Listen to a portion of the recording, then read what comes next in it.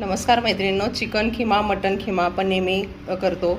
आज आपण व्हेज खाणाऱ्यांसाठी खास व्हेज खिमा बनवूयात, मटारचा खिमा। चला तर मग रेसिपीला सुरुवात करूयात। सगळ्यात पहिल्यांदा आपण मिक्सरच्या भांड्यामध्ये 1 चमचा तीळ आणि 5 ते 6 काजूच्या पाकळ्या टाकून त्याला मिक्सरमधून त्याची पावडर करून घेणार आहोत। आता त्याच भांड्यामध्ये आपण थोडंसं पाणी घालून याची पेस्ट तयार करून घेणार आहोत। काजूची पेस्ट आपली तयार आहे। आता ही वाटाणे आपण या मिक्सरच्या भांड्यात घालून दरदरीत वाटून घेणार आहोत। बघा, अशा प्रकारे आपण वाटाणा क्रश करून घेतलेला आहे। इथे मी कढईमध्ये तेल तापत ठेवलेलं आहे। त्याच्यामध्ये आपण एक कांदा बारीक कापून घेतलेला आहे। तो कांदा आता छान परतून घेऊयात। कांदा बऱ्यापैकी परतत आला की आपण इथे 1 चमचा आलं लसूण पेस्ट घालून घेणार आहोत आणि ती पण चांगली परतून घ्यायची आहे। कांदा आणि आलं लसूण परतून झालेले आहे। याच्यामध्ये आता आपण एक बारीक चॉप केलेला टोमॅटो घालून घेऊयात आणि टोमॅटो पण आपल्याला छान परतून घ्यायचा आहे। टोमॅटो घातल्यानंतर थोड्या वेळातच आपण त्याच्यामध्ये खिम्यासाठी जेवढं पाहिजे तेवढं मीठ घालून घेऊयात, म्हणजे टोमॅटो छान मऊ होतो, टोमॅटो आणि कांदा दोन्ही पण। आणि परत याला तेल सुटेपर्यंत आपल्याला परतून घ्यायचं आहे। आता ह्या स्टेजला याच्यामध्ये आपण एक 8 ते 10 काजूच्या पाकळ्या घालून घेऊयात।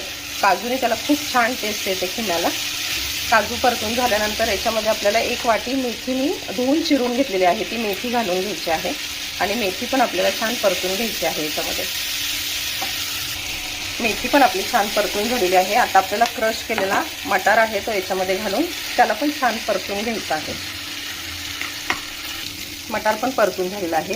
याच्यामध्ये आता आपण काही मसाले ॲड करूया। इथे मी 1 चमचा कांदा लसूण मसाला घेतलेला आहे, 1 चमचा धनेपूड आहे आणि 1 चमचा गरम मसाला आणि छोटा 1 चमचा हळद पावडर घेतलेली आहे। हे सगळे मसाले आपल्याला याच्यामध्ये घालून पुन्हा एकदा याला छान परतून घ्यायचं आहे। मसाले सगळे परतून झाल्यानंतर इथे जी आपण काजू आणि तिळाची पेस्ट घेतली होती ती आपण याच्यामध्ये घालून घेणार आहोत आणि पुन्हा याला छान मिक्स करून घेऊयात। आता खिम्याला आवश्यक म्हणजे शिजण्यासाठी आवश्यक असणारं पाणी घालून घेऊयात आणि याला आपण झाकण ठेवून याला एक छान वाफ काढून घेऊयात। एक 5 मिनिटासाठी याला छान वाफ काढून घेऊयात। 5 मिनिट झालेले आहेत। आता आपण झाकण काढून बघूया आणि सर्विंग बाउलमध्ये आपण आता खिमा काढून घेऊ। बघा मैत्रिणींनो, तयार आहे आपला मटार खिमा। नक्की करून बघा आणि माझ्या चॅनलला लाईक आणि सबस्क्राईब करायला विसरू नका।